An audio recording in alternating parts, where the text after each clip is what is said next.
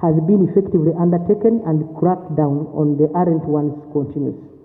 The Ministry of Education and Sports and the Ministry of Health are developing a comprehensive plan for a phased reopening as we work towards mass vaccination. The Ministry of Education and Sports has put in place alternative learning initiatives and will continue to perfect them for the rural areas. The issue here, Madam Speaker, is vaccinating Ugandans. Whether you are born, you will not die of bullets or any pandemic, but Ugandans must be vaccinated. And the money we have given to the Ministry of Health is worth 6 trillion. Before Parliament considers the resurgence plan, every additional penny mobilized should be geared towards vaccination and critical underfunded items in health. These are the game changers in normalizing citizen lives and the economy.